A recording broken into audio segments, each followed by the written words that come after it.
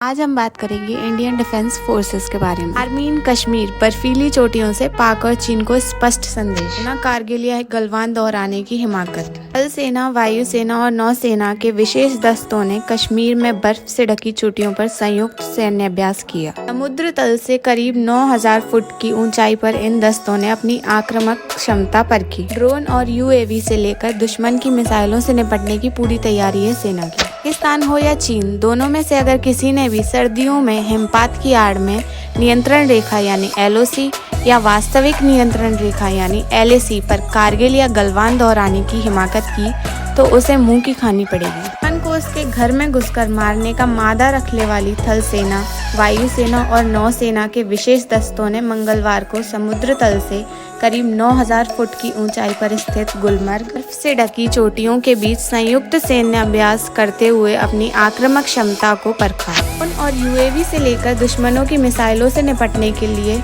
और उसके सूचना तंत्र को तबाह करने के लिए व उसके कंट्रोल रूम में सेंध लगाने का भी अभ्यास हुआ। यह सैन्य अभ्यास सामान्य तौर पर होने वाले अभ्यासों से पूरी तरह अलग था। अभ्यास युद्ध की स्थिति में दुश्मनों के इलाकों के भीतर जाकर उसके अग्रिम मोर्चों के पीछे से तबाह करने की कमांडो कार्रवाई पर केंद्रित था। के दौरान हेलीकॉप्टर के जरिए अपने लड़ाकों को दुश्मन के इलाके में सुरक्षित उतारने, उन्हें वहां से लाने, आवश्यक साजो सामान उतारने की पूरी कार्रवाई की तैयारी को परखा गया। दौरान थल सेना की चिनार कोर के जवानों का विशेष दस्ता, वायुसेना के कमांडर व हेलीकॉप्टर, नौसेना के मार्कोस दस्ते ने बर्फ के बीच दुश्मनों के मंसूबे को नाकाम बनाने और ठिकानों को तबाह करने की पूरी ड्रिल की। के इलाके में कमांडो उतारकर पीछे से प्रहार। रक्षा मंत्रालय के प्रवक्ता कर्नल इमरान मुस्वी ने बताया कि इस संयुक्त अभ्यास के दौरान सेना के तीनों अंगों ने दुश्मन पर प्रहार करने की संयुक्त रणनीति तैयार कर उस पर अमल करने, अपने संसाधनों के सदुपयोग और दिए जाने वाले मिशन को सफलतापूर्वक अंजाम देने की पूरी व्यूह रचना पर काम किया।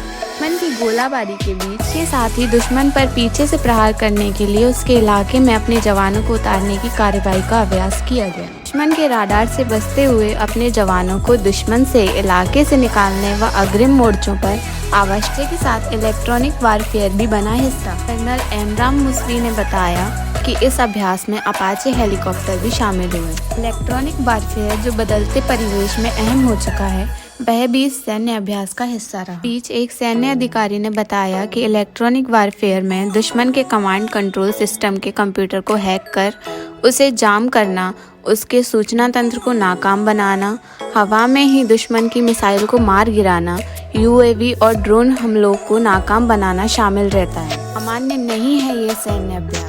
एक सेवानिवृत्त मेजर जनरल ने अपना नाम न छिपाने पर कहा कि LOC के साथ सटे इलाकों में सैन्य अभ्यास को आप सामान्य नहीं कह सकते। इस तरह का अभ्यास आप तभी करेंगे जब वहाँ तनाव हो और आपके अपने दुश्मन को कोई संदेश देना हो। के दौरान चीन और पाकिस्तान ने पूर्वी लद्दाख में LAC के साथ सटे तिब्बत के अग्रिम इलाकों में युद्ध अभ्यास किया था। इसके अलावा बीते दिनों चीन की सेना ने जिस तरह से गुलाम कश्मीर में अपनी गतिविधियां बढ़ाई हैं और LAC पर तनाव चल रहा है, उसमें यह अभ्यास बहुत अहम है। इसके जरिए जहां सेना ने अपनी तैयारियों को परखते हुए पाकिस्तान और चीन को परोक्ष रूप से किसी प्रकार का दुस्साहस न करने की चेतावनी दी है, वहीं इससे जवानों व अधिकारियों का मनोबल भी बढ़ा है। LAC और LOC की भौगोलिक परिस्थितियों में कोई ज्यादा फर्क नहीं है। इस इलाके में यह अभ्यास किया गया है वह उत्तरी कश्मीर में LOC के साथ सटा हुआ है। इसी इलाके से 1965 और 1971 के दौरान पाकिस्तानी सेना ने गुलमर्ग पर हमला किया था।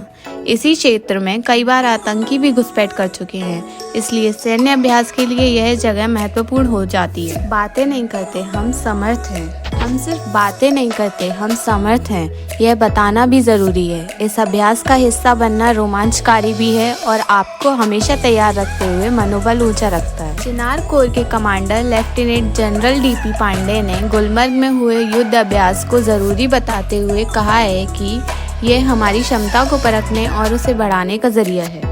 अगर आपको इस वीडियो में कुछ भी अच्छा लगा हो तो लाइक करना ना भूलें, क्योंकि एक वीडियो को बनाने में 2.5 से 3 घंटे का टाइम लगता है। So please don't forget to like, comment, share and subscribe to my channel. जय हिंद।